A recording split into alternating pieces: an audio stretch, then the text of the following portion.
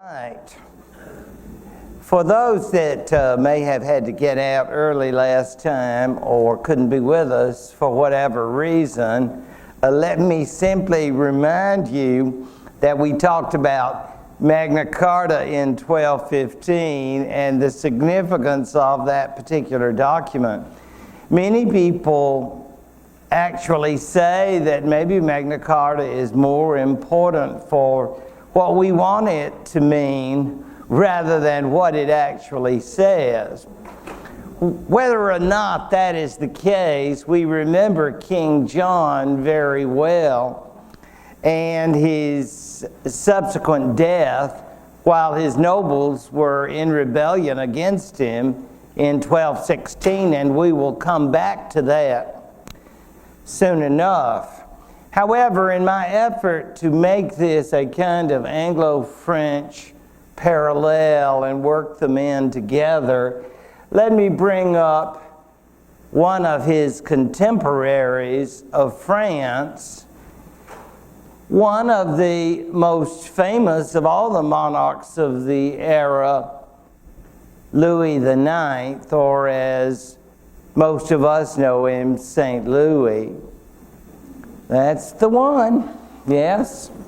He was the grandson of Philip II, and we don't think much about his father because his father spent his brief reign as a crusader and did not live very long, which allowed his mother to become de facto ruler for many years, and she would be a strong and powerful woman. And the fact that with the name Blanche of Castile, that will give you an idea of her orientation. It is said that Castilians and people who lived in the South had a stronger prejudice against Muslims and others than people perhaps who lived in France and England.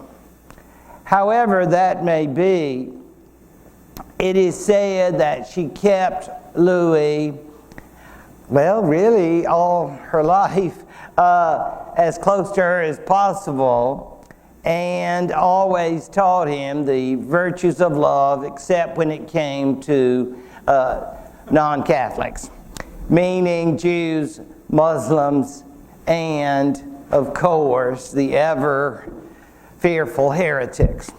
So that was Blanche of Castile. I think perhaps she was a little more ardent in her hatreds than Louis, or it's hard to imagine that he would have been a saint. Nevertheless, it has to be believed. Did he bring me a clicker, or did I get a clicker? Where is it? Here. Thank you. No? Ah, there it is. Thank you very much. Okay. There he is. And we love Catholic poor folks, because you could be assured if any of those folks down in the ground said, "Pissed, I actually heretical. Is that okay if I don't accept the seven sacraments?" No, I think these are all part of the team. But the idea of his going out and reaching out to the masses of people is part of his image in history, this great 13th century king. And indeed, he got a sped up canonization. It is unusual to get it that fast, because by the end of the century, he'd had the whole process. This has much to do with Franco-Papal relations, in addition, of course, to his reputation for sanctity, performance of miracles, and even though he was a happily married man, so it's not necessarily to be a practitioner of chastity, nor does one have to shirk his duties as King of France? Because he was a very effective King of France, still opposing any kind of English advancement, and he refused to take the Pope's side against the dreaded Hohenstaufen emperors.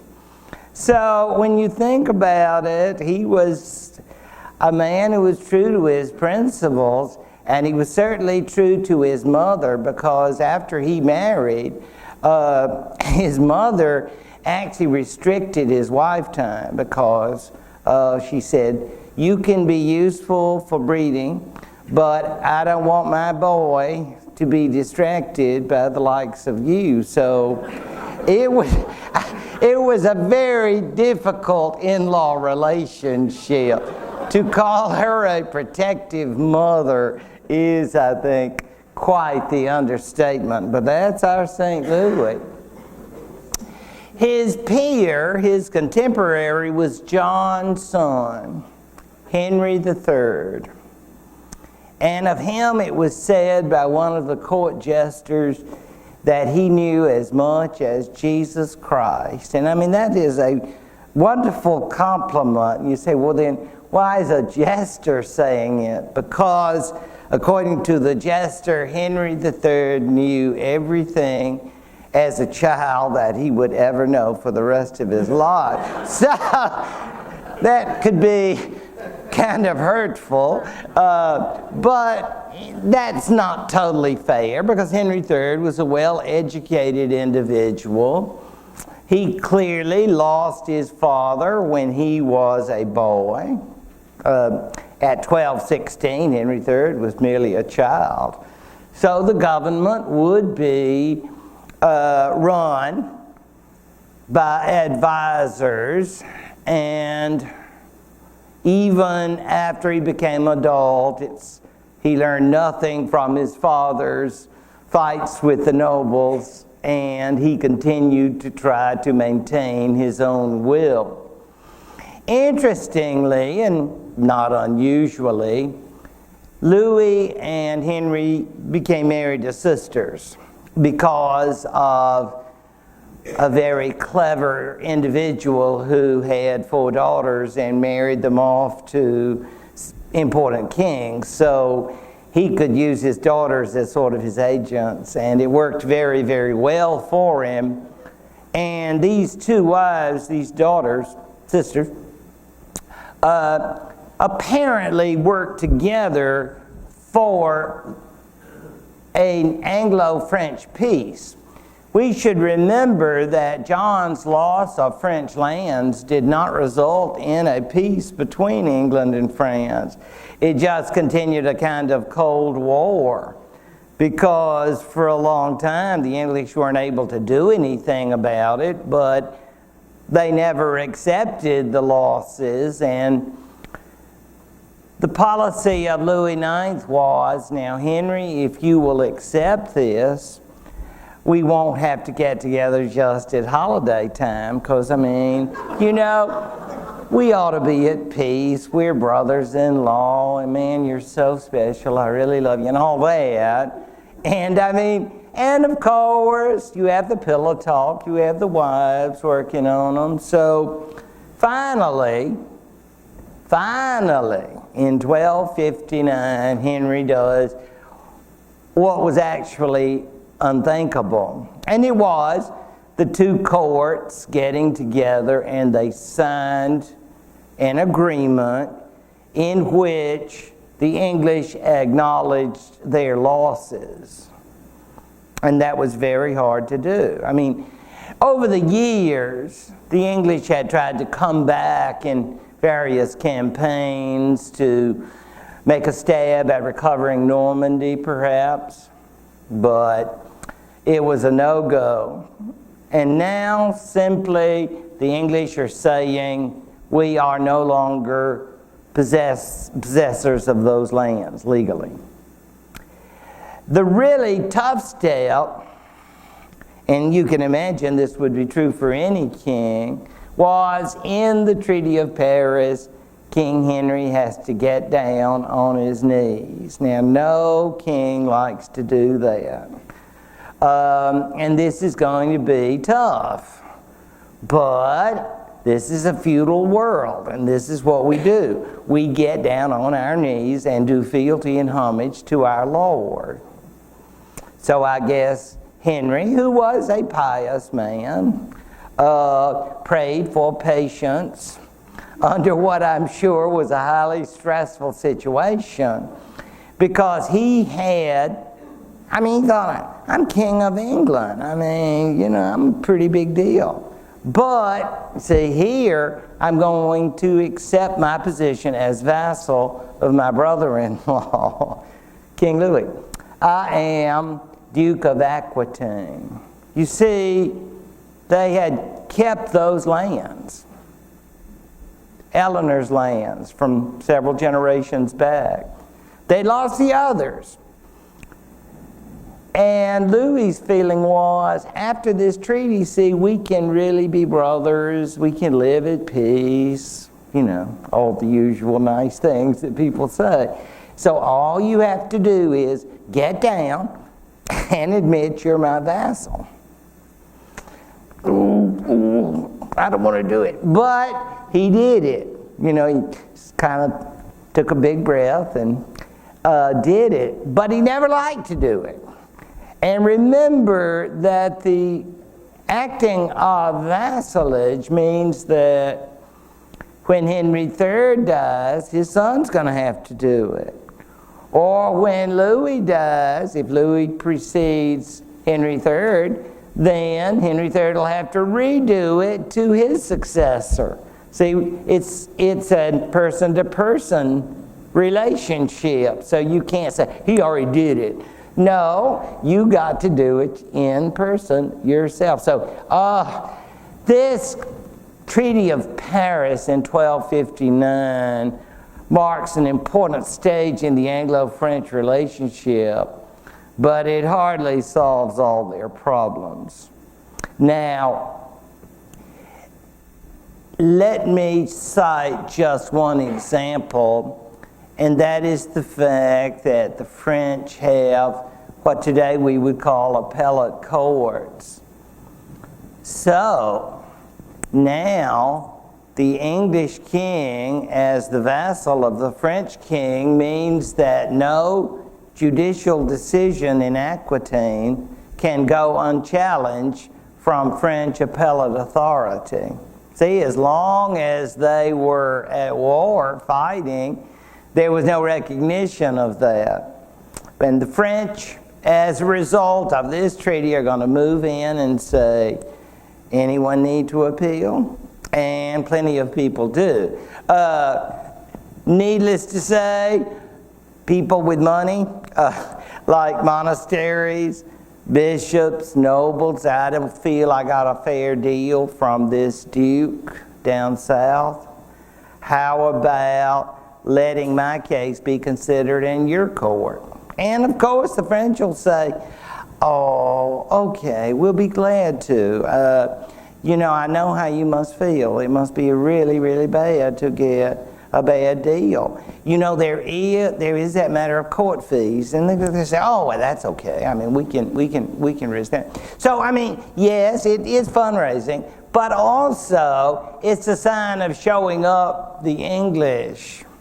So it's a fascinating process, I think, of how the French will get to exercise their authority in courts down there to embarrass the English. If that's not enough to embarrass poor Henry, he has to deal with his own brother-in-law, that is, the husband of his sister.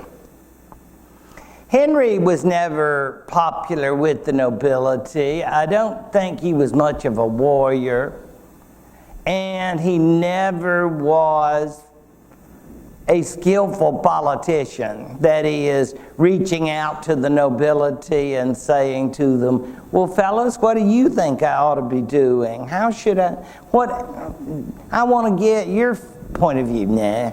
They annoyed him into doing that, and he never seemed to be able to live on his money, which was annoying to them, because that back then was what rulers were supposed to do. And so if you can't get money, where are you getting it? Well, he will hit up monasteries and other church organizations for loans and gifts and all the rest. And the nobility, I think, felt Henry was out of control. So, if he is out of control, where can they find a leader? Well, they found one of their own, Henry's own brother-in-law, a man named Simon de Montfort, or perhaps we should call him Simon de Montfort. He was a Frenchman who had come to England because he had English relatives, and as a result he was claiming the estate of his English relatives, and he happened to meet the king's sister, and they fell in love.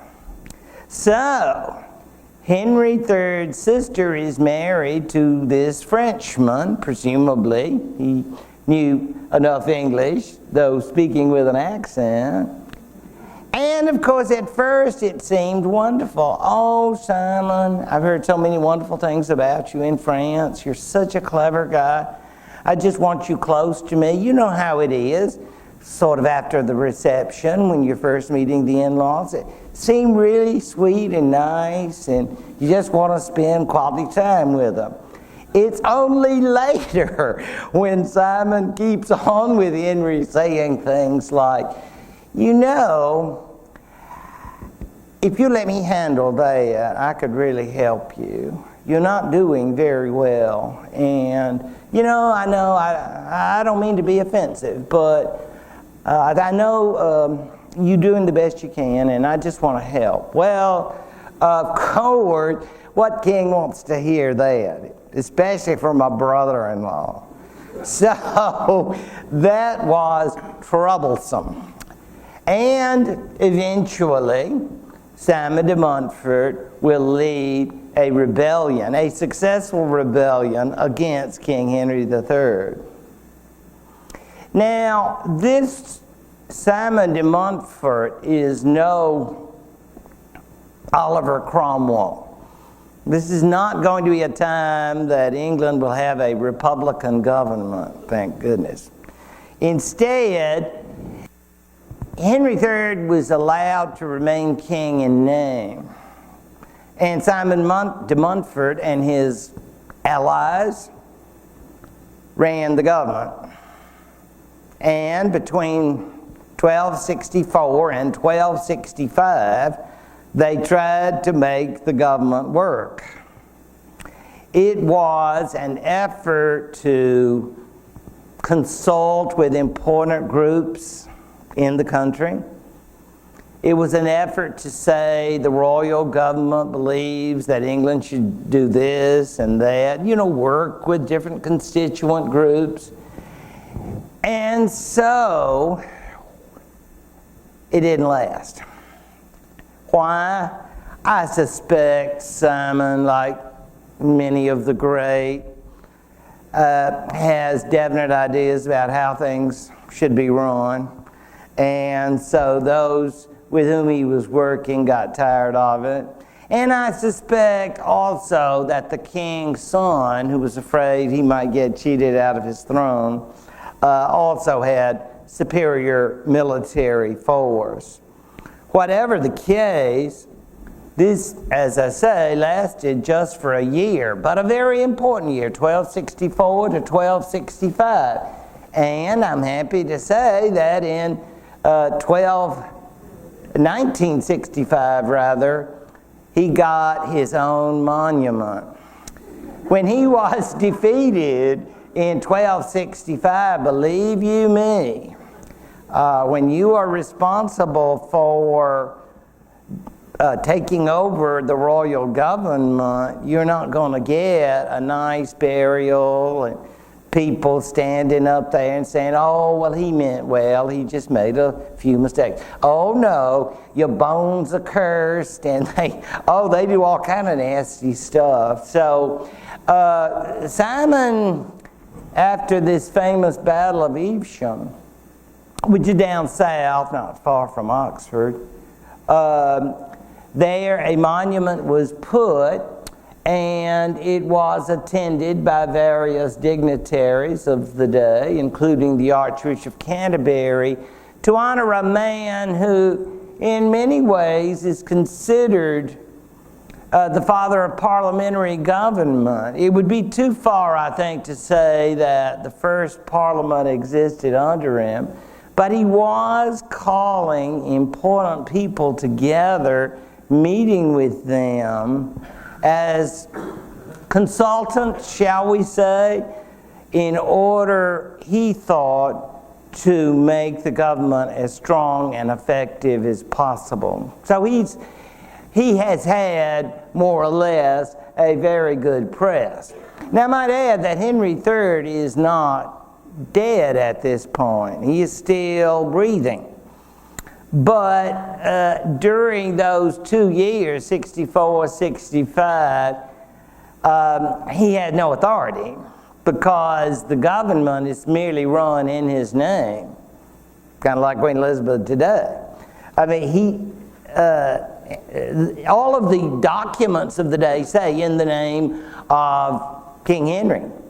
But we know that they are being done, they're being ordered and then being carried out by Simon de Montfort and his crew. So an interesting man all the way around. I might add that, speaking of body parts, some monks gathered all the body parts and they were able to put it together. I mean, this is like an eBay story, isn't it? They got all the parts and then they became a very important relics display in the future. So you just never know. So you just need to save stuff, just in case. So, yeah, that became very important because he was thought of in some circles as holy and very special because, you know, he died to make men free and all that. So there was sort of a cult of Simon. So kind of an interesting person. Now, I love the illustration here because now we see the English king, and I hope none of our Welsh or Scottish friends will take offense, but your folks are down there a little lower because, of course, the English get to be on top, I know. And then you will note that this is more or less a personification of what the Parliament was supposed to be like, a drawing, an image. It was never like this, I'm sure, but you have the Archbishop of Canterbury as number one in the church, and on the other side, an Archbishop of York, and you have number two, and you have representatives of the nobility and the bishops, and then, of course, the regular folk, the people with money. Those are the regular folks. They are representing what we would call non-noble people of influence. So, the idea here is that under Edward I, who was Henry III's son, the first parliaments met. For those who might find it interesting, the word parliament, from parler, meaning to speak in French, has to do with not an institution, but just saying, let's have a parliament, let's have a talk. And it's the idea of having a consultant, and they loved Edward I for it. Edward I was a great realizer of the mistakes of his father and his grandfather, Henry III and John respectively. So he was determined not to make those mistakes, and so keeping in consultation with these individuals will be very important, because Edward I was going to be a very, very busy individual, as we'll see. One might say, why would you want parliaments to meet? Well, usually it has to do with financing, as we understand, because if they will agree to it, it makes it all the easier when you need revenue enhancements and that sort of thing. And he often did, not that he was foolish with money like his father, but he was very busy militarily. And of course, that too has much to do with Scotland and Wales. Remember him? Yes, yes, yes. We have to bring him up, because does anybody remember how poor Edward I was portrayed? It was a very negative personification, not to mention his son. I note then poor Mel, because the idea of a William Wallace, the great Scottish patriot and so forth, while to some extent it's a product of Hollywood's imagination, it's also interesting that much of it may well have been brought about by Edward I's continuing progressive movements into the Scottish lowlands and his successes there. And it will be at the same time a complete takeover of Wales. The Welsh seem to have held on better than the Scots. I remember back in 1970 when poor Charles was trying to learn some Welsh. I think he took Welsh 101 so he could make his take his testimony to his mother to become Prince of Wales, because of course this will begin. They had their own Prince of Wales until then, thank you very much. But now there will be, if you recall, this was Llewellyn, Prince of Wales. If you can see that right at the top, yeah, see Alexander of Scotland, and then over there is Prince Llewellyn. So, after poor Llewellyn was deposed, then of course he would name his son. That is to say, Edward I named his son as the first Prince of Wales. And that title has continued on, of course, unto the present day. The last of the French kings I want to mention is, interestingly, they all seem to have these little nicknames. Philip le Bel. And French scholars may say, well, shouldn't you be saying Philippe le Beau? But they use that term, Bel, use the feminine version of Bel for that. I guess it's the masculine version, I should say, of Bel, but the good-looking, the fair is the usual translation. So I guess they were trying to pick out the characteristic that would be most notable, because he was an individual of few words, but certainly lots of action. And I thought I would mention him in connection with Edward I, because they too see this period, well, not until 1302, but close enough, of a consultative body which fans of the French Revolution know well, and that is the Estates General. The first Estates General will meet at this time. And if you remember that institution, it was important because at the time of the French Revolution, it had not met in many years, and so there was a great debate as to how it was supposed to function. So the Estates General never became the great hit that the English Parliament was, because more or less after the 14th century, the English Parliament will remain alive and well, and the life of the Estates General, because there were three estates, remember, those who fight, those who pray, those who fight, and those who work. And so those institutions met in this particular painting with the king, with the representatives from the clergy.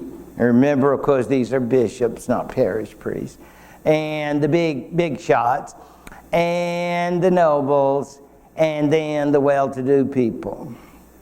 And the idea again is, you don't want to be cynical, but when you get called to these things, you're thinking, what does he want now?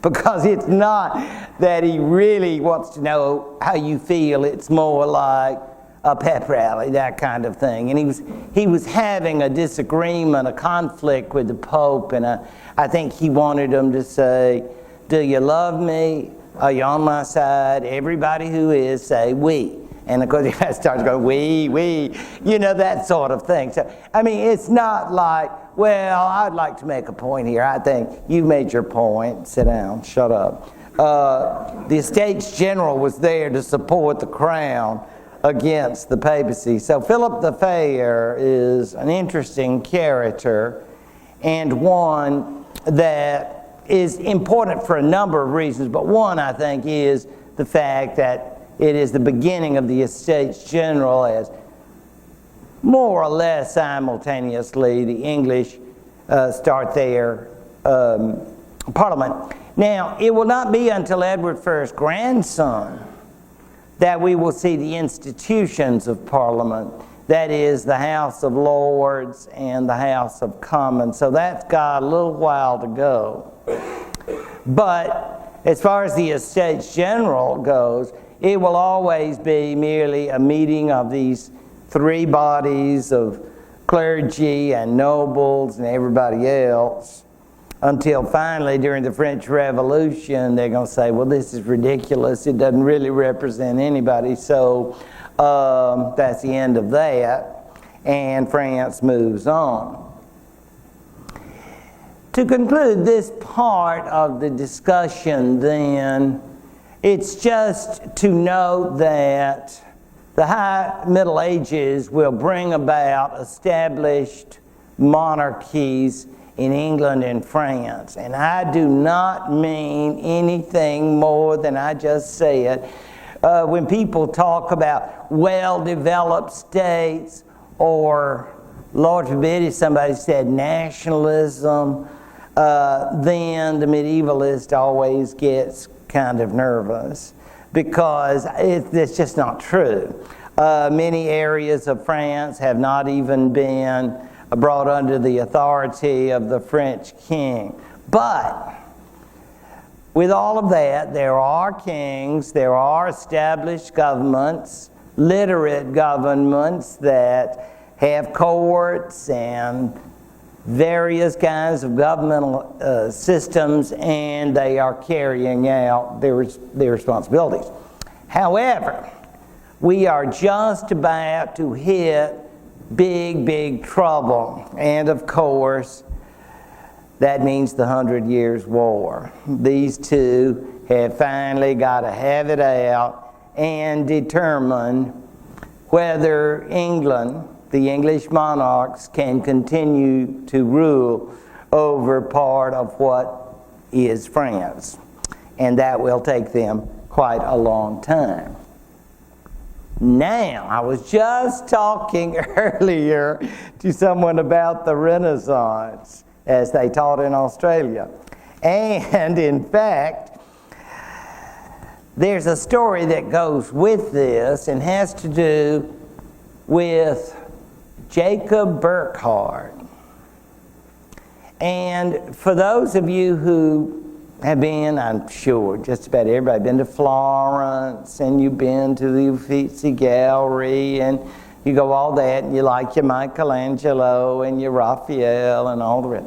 So you get lots and lots of Italian Renaissance. Well, this is the individual you need to thank, Jacob Burckhardt. Jacob Burckhardt's 19th century book, The Civilization of the Renaissance in Italy, was the book that basically developed the idea of the Renaissance, and it made it all the way to Australia. Everyone knows, this is the Italian Renaissance. This is the Italian Renaissance. And of course, it had a very, very nasty and unkind implication for those of us who do the Middle Ages. What had been going on for hundreds and hundreds of years, according to these people? Nothing. There were centuries of darkness and ignorance. And frankly, we found that revolting. And so, the revolt of the medievalists, as it is called. Yeah. We're mad as hell and we're not going to take it anymore. Now, academics can get very excited, even when it's not about themselves. But if you can imagine a group of academics coming together and duking it out about, we had a lot of great art. Well, yes, we did. Important intellectual life. Take that, you Renaissance villain. That kind of thing. So some of them really had it out. And here, I'm sorry. Well, he wrote his book in 1860, this Swiss historian. And so here is my guy who's ready to lead our troops. Yeah, he's my... Yeah, I'd have a poster of him if they had it. Oh my God. Charles Homer Haskins. Yes, Charles Homer Haskins. You can still find his works. He was for many years at Harvard, and you can see by his dates that his greatest work was probably in the 1920s. But he was already considered such an authority in ethnic groups that Wilson picked him to accompany him over to spend those months in 1919. Can we forget January to June? I don't think so, of 1919. And Haskins was selected to deal with issues of ethnic minorities because you can imagine as the Austro-Hungarian and German and Russian empires were all breaking up, somebody had to figure out where were all those different people supposed to go. So he picks out a medievalist from Harvard. So, but remember, Wilson was an academic himself, so I'm sure that Professor Haskins had to be very careful what he was going to tell the President of the United States. Oh, well, sir, I'm sure you know best, but he was one of the team that was there in dealing with all those issues of Central and Eastern Europe ethnic groups, and I'm sure he had his work cut out. During his career, he studied particularly the Normans in medieval Europe. But ultimately, he'll be remembered, I think, most of all for his book called The Renaissance of the 12th Century. This particular book, I think, this so-called revolt of the medievalists, was supposed to bring new attention to all the cultural aspects of the medieval period, particularly the High Middle Ages, so that people would not go around and say, oh, well, the Roman Empire died, and then there was 1,000 years of darkness, and then thank goodness for Florence, and Michelangelo, and Raphael, and they brought back civilization. And our people were just tired of that.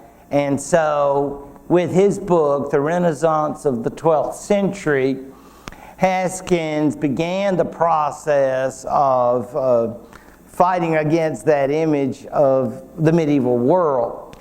Now, the idea of Normans as being the supermen of Europe reflects the fact that this was a time when they would have referred to ethnic groups like that. I guess it was the 1920s.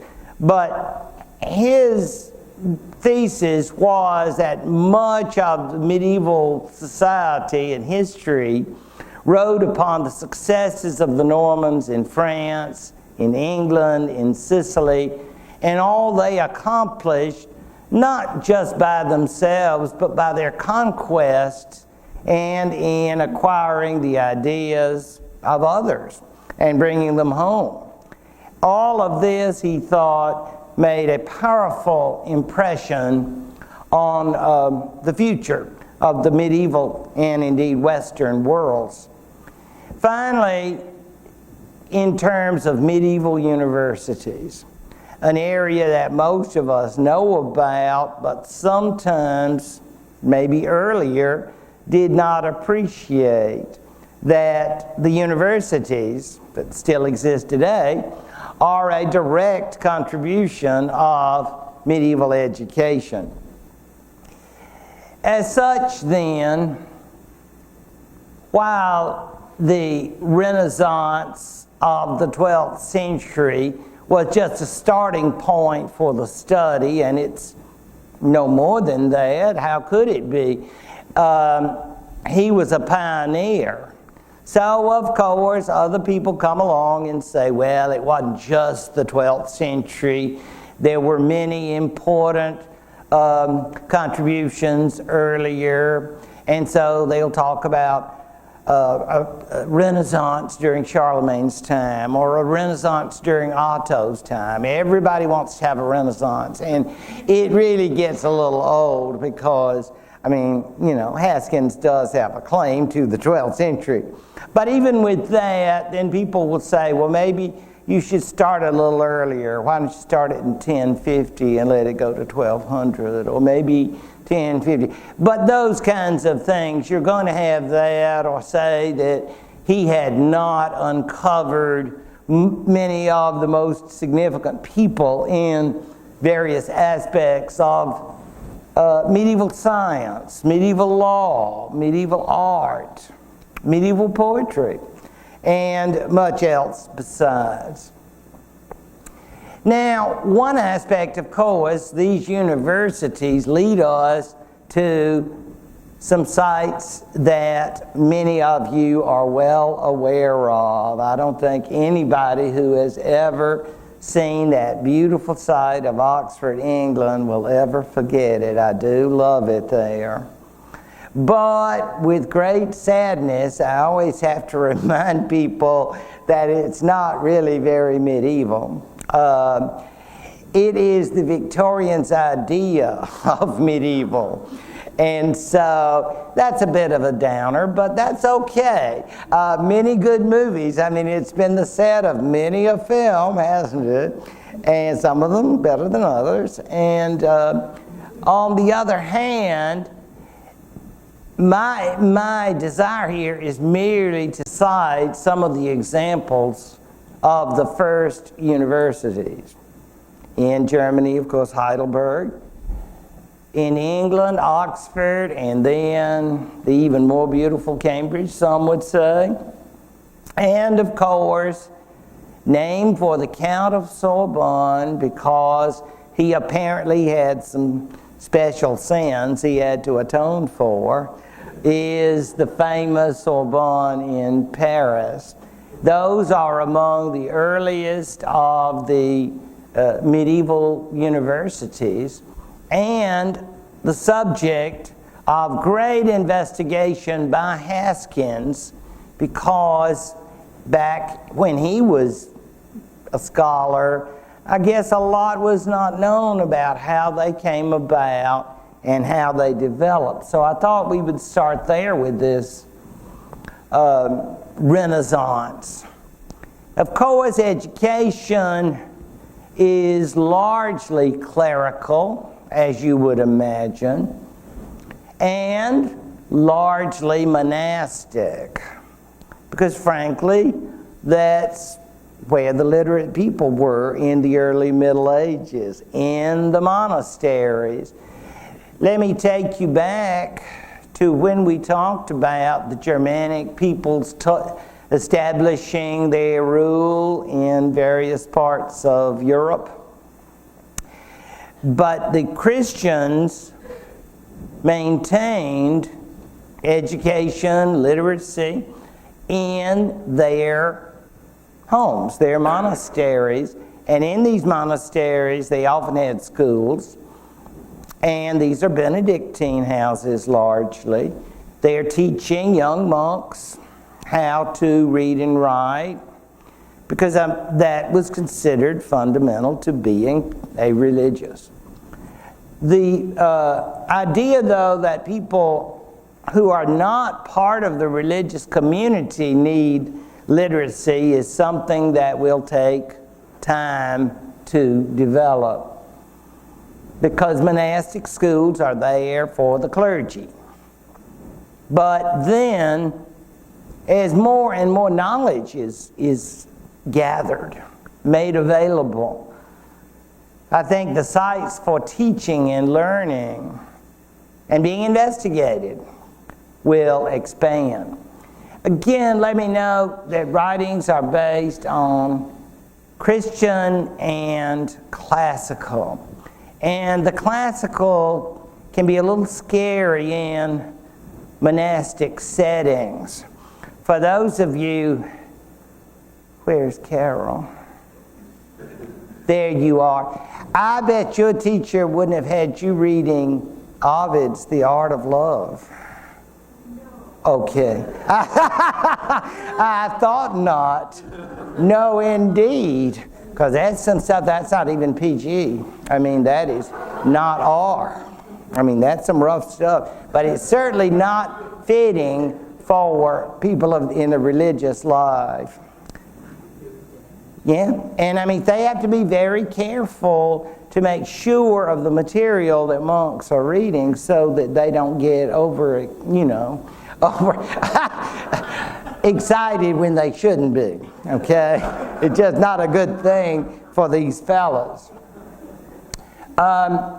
So, where will education go? Well, it's going to be all about the spread of learning as a result of the growth of towns and the increasing domination of teaching and learning in those towns and not in isolated monasteries. Monasteries are basically there to teach young clergy the basics. And if they say, well, can we have a discussion about what all this means, or how can we adapt this to 6th century society? And they say, just shut up and listen. You're supposed to be the student and I'm the teacher. And then you tell it back. And you do not speculate. You do not think about it. You are way out of line, young brother. So, all of this then is to say that as the towns and cities grow, and as some of the teachings, some of the classical documents came into their possession, and these will be writings of scholars like Aristotle. As a result of that, there will be massive shake-ups in education, and we'll see in that the beginnings of the university. This, as you see, the idea of learning law, learning medicine and all of that is a very, very advanced program. And I think that's the old many a call, few are chosen, because you can figure that a lot of people could barely make it through the trivium and quadrivium.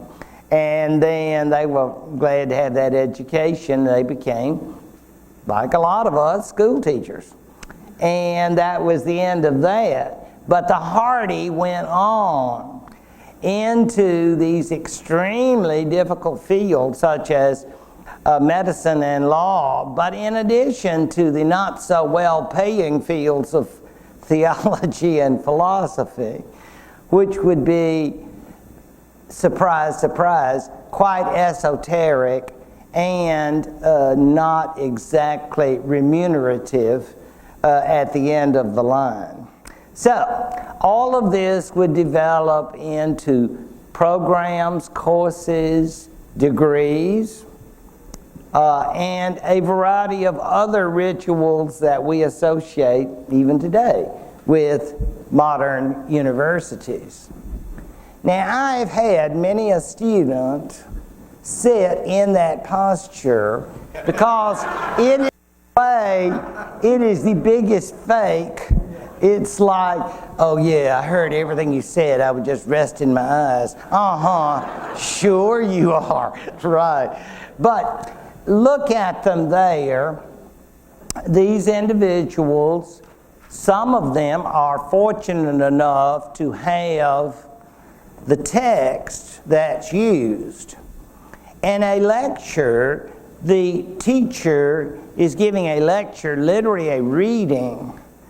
That means that he would read to them from a law code. And as he read it to them, he would explain his views about that particular passage. Pretty exciting, huh? And it wasn't any 90 minutes, and they didn't get any 5-minute break. No luxuries. They sat there hour after hour. It had to be very painful, very painful indeed. Now, the wealthier students are the ones in the front. See, they have the books, and the others just look over at them, over them to follow the text along with them.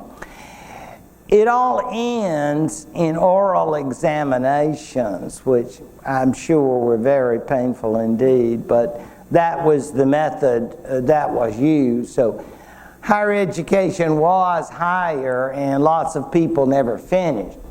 Now, in addition, universities dealt, as you see, with what would be taught. Professors had to agree to finish all the material.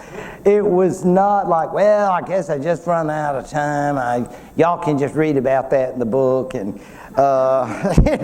no. That would mean, I guess, that some people might have demanded refunds. They didn't think they got their money's worth because the individual never finished. So you got to keep the pace going and make sure that everything is kept up. And they negotiated the terms of that, which I find very interesting, negotiations between the two universities. Also, it's interesting to think there was no campus, that essentially, just like this, they rented rooms, and that is where they had their classes. They had no physical place at first. That would only come later on. Now there he is, perched up, giving his lecture. And he may be lecturing on something, and perhaps one of the students has something to say to one of the cathedral officials. Teacher said a no-no today. So We often wonder if that's the way that many of these bearers of learning were right there on the edge with the church people. Because you do remember that essentially everybody involved in this higher education is church connected. And so many of these scholars do speculate on truth, or maybe try to present certain points of view and say, well, look at this, look at that. And maybe some student went to a higher official who would then call in the individual responsible. So, I'm not sure if academic freedom's principles would have been altogether observed at this particular time. Far from it. One of the greatest and most contentious individuals who became one of the great teachers of all time was Peter Abelard, and he was definitely on the edge, no question about it. Peter Abelard's, I guess I should say Pierre, his father was a knight, and he provides us with an early example of autobiography, because we've got St. Augustine's Confessions. I'm not saying it's the first, but it's certainly one of the most interesting, and you'll notice the name, History of My Calamities. And believe you me, they were. In part, I have to say, brought on by himself. Now, this is an example of an autobiography by a man who was very conscious of his own brilliance. So it's not that he had any lack of self-image. He had a good one, yeah, very strong. But again, these are the kinds of people that understandably are jealous of him. He is a scholar in a church setting who feels that he is being persecuted by other philosophers who realize they're inferior, and they just have a hard time dealing with my brilliance. You know, it's tough for them. And they've tried to mess things up for me. But in many ways, he created great controversy because while he dared not touch any apparent inconsistency in Scripture, leave that strictly alone. That's for later. That's another class, another century. He finds inconsistencies in the writings of the church fathers. And who do I mean by the fathers? Well, think of St. Augustine. Think of St. Jerome. Think of St. Ambrose. All of those. And he calls through them. And this work, which is called Yes and No, or to Carol, Sic et Non, yes. And Historia Calamitatum, also for you, yes. That means that Sic et Non means you have this point, but then you have this point. And what can I do about it? Scratch, scratch. There seems to be an inconsistency. And of course, in yes and no, he can't answer it, because to answer it would be to say the other one was wrong. And the church fathers are biggies. I mean, they're not Matthew, Mark, Luke, and John, but they're still pretty high up. And so who are you, some monk teacher, to question their correctness? Yes. How were these works reproduced? I mean, would the church primarily be the one who was... Oh, absolutely. In the manuscripts. And I'm so glad you mentioned that, because that History of My Calamities, they doubted its authenticity for centuries because just of what you mean, who was making the copies, and they were saying somebody forged it or something. But I think most people accept that he actually wrote it. And I mean, because it's a man with a huge ego, no question about that. And it's very, very interesting because he's got to be a scholar because he's got ego written all over it. Yeah, trouble. Now, you see the man in black and white opening the door. That individual turned his niece over to Abelard for instruction. But I think he had in mind philosophy, not amour. So you can see that trouble is brewing. Well, it's already boiling, I would say, because Abelard returned and despite the painting, he was a good bit older. Maybe, she was a teenager and he was in his 20s. So clearly a case of taking advantage of a position. But the uncle, as you can see, is observing them and is not happy about that, particularly after he finds out that they've had a baby and married, because as far as he was concerned, that would ruin his niece. As far as Abelard was concerned, I think he was prepared to accept his responsibilities as a husband and father. They named the child Astrolabe after the latest scientific discovery of a device to measure the distance between Earth and the heavens. Which I think is very romantic. But the uncle was so irritated by Abelard's attitude that he had him put out of commission. And he was fixed. So just what you think. And so that really changes the dynamics of the relationship. And so, much to her distress, he says, "You're going to a convent to live." She says, "But I want to be with you, and we can go on, and I'd just be your mistress." I don't think they cared about that. Poor little Astrolabe. She never wanted to be married because she felt it would interfere in his career. She was quite the promoter. And so, in any event, we have a wonderful correspondence between them.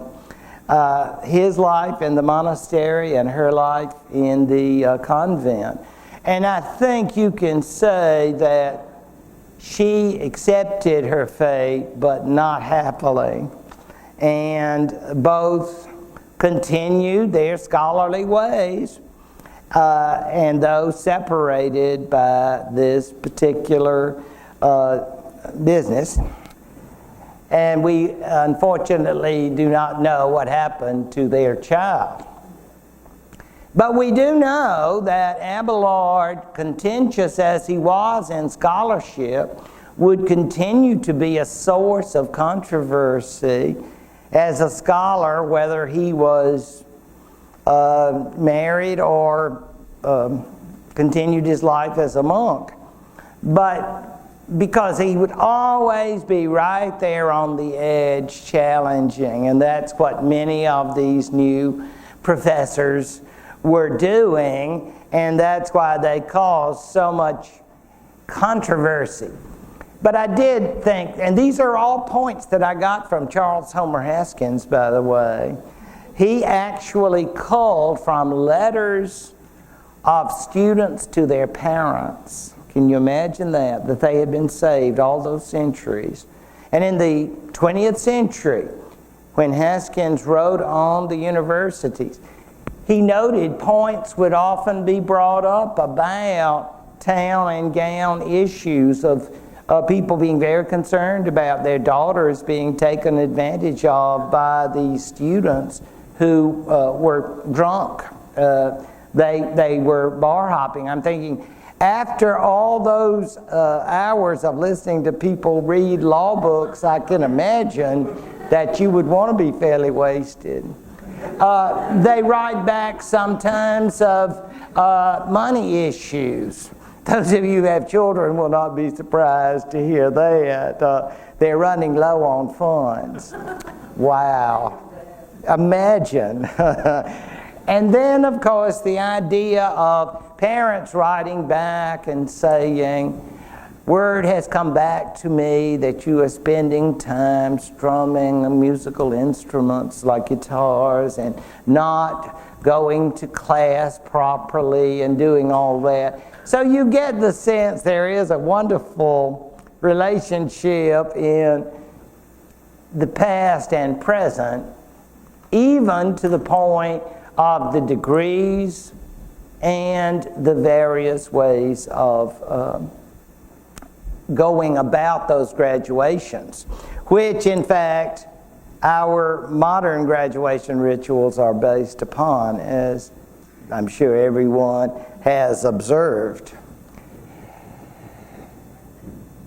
Reason and revelation, the struggles between what we believe by faith and what we know by our own senses, bring about great conflict, but at the same time, they bring about what one author called a cathedral of intellect, because in medieval times we will see someone, and that someone will be well known to Catholics by the name of St. Thomas Aquinas, who will construct what many call the cathedral of intellect, because it all fits together so well for him, if not for all. Before we do so, let me note for you the cathedrals, the real cathedrals that were being built in this same period. Durham may not seem like much of a favorite town if you've been by there. It's up near Scotland. But it does have an incredibly beautiful cathedral. And it's of the Romanesque style that was so popular during the High Middle Ages. Based on, as the name would suggest, Roman models of buildings. These cathedrals, often built by Normans, that is, William the Conqueror and his descendants, would be one of the greatest displays of this kind of style and skill. And of course, Haskins would want us to be aware of that these are among the most significant buildings going. Isn't that beautiful? Of course, it is Anglican. I remind you that thanks to Henry VIII and Elizabeth, that they are Anglican, not Roman Catholic. Nevertheless, they still have the bishop's throne there at the front. And you are aware, of course, that the support comes in the walls, that there are no windows to speak of in the churches. So they are very dark, but I just happen to love Durham itself and seeing that. When you do see windows, you understand they are modern, so not part of our story. But it is very, very beautiful and not at all like the Gothic style. And I imagine many of you have been here to Chartres yourselves. But if you didn't know, if the tour guide didn't tell you, I will tell you that they took out all the stained glass during the war But I always think that's such an interesting story, and that so much of France was spared thanks to the surrender. It is absolutely amazing when you walk in, isn't it, just to see the windows. Again, part of Haskins' discussion is about medieval art and the kinds of ways that medieval artists applied their skills to worship, which of course would be predominant in terms of artistic expression of whatever kind. Yeah, the windows, absolutely, aren't they? I mean, you can go to many a one, but Chart is extremely, and of course the rose window. I just think that to me is the best. So again, just one example of the so-called Gothic style. And let me add, if you've ever thought about that, well, why do they call it Gothic? They were people who were hateful towards the Middle Ages. They called it Gothic because they thought it was so awful. That's right. The Gothic was originally a pejorative term, like calling somebody you Goth, meaning you ignorant Germanic, you know. So they called it Gothic, and it just caught on as a term to refer to Gothic architecture, Gothic art, and all the rest. So now it's a term of love and respect. So there you are. And there's Chart. And we do love it. All of this, then, is to say that this cathedral of intellect was based on a church that was very well developed in the High Middle Ages, not only in the authority of its great officials like the Pope, not only in its authority over knowledge in the sense of schools and now universities, but it was also very important in virtually every aspect of life, like the fine arts. Now, however, it will face one of its greatest challenges. That is, how will Christian faith deal with apparent contradictions between matters of faith as taught by the church and that which the Greek scholars like Aristotle affirm is rational and is beyond any debate. That particular problem we'll start with next week, okay? Thank you very much.